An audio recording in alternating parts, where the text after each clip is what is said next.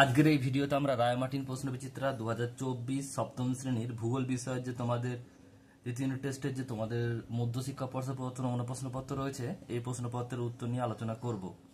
প্রথমে জেনে নাও তোমাদের যে দ্বিতীয় টেস্টে কি কি চ্যাপ্টার পরীক্ষা হবে, কোন কোন চ্যাপ্টার।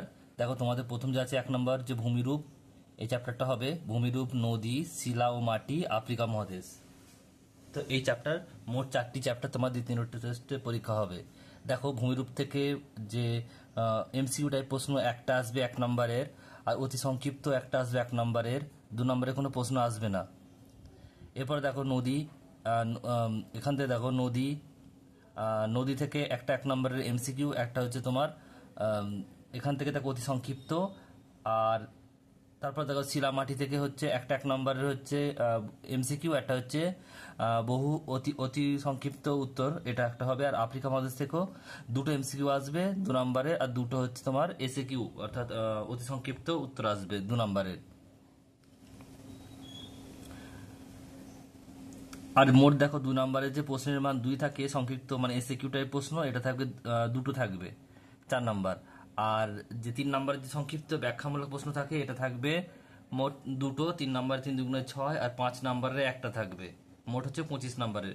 মোট হচ্ছে এমসিকিউ থাকবে তোমার 5, আর অতি সংক্ষিপ্ত হচ্ছে 5, আর হচ্ছে তোমার 2 নম্বরের হচ্ছে মোট 4 নম্বর, 2 নম্বরের 2টো 4 নম্বর, আর 3 নম্বরের মোট 2টো 6 নম্বর, আর 5 নম্বরের একটা 5 নম্বর। মোট হচ্ছে 25 নম্বর।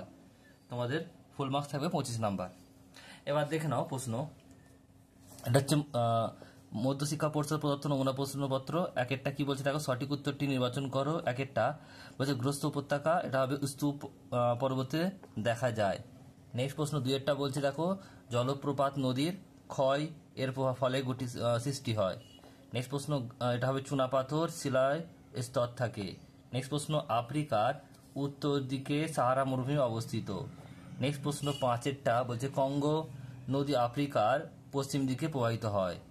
প্রশ্ন বলছে দেখো, একটা বলছে ভারতের একটি প্রাচীন ভঙ্গির পর্বতের নাম আরাবল্লী।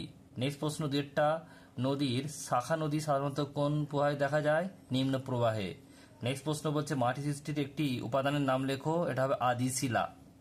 নেক্সট প্রশ্ন বলছে আফ্রিকা মহাদেশের সর্বোচ্চ শৃঙ্গের নাম কি, কিলিমানজারো। নেক্সট প্রশ্ন বলছে গ্রস্ত উপত্যকা আফ্রিকার কোন দিকে দেখা যায়, পূর্ব দিকে।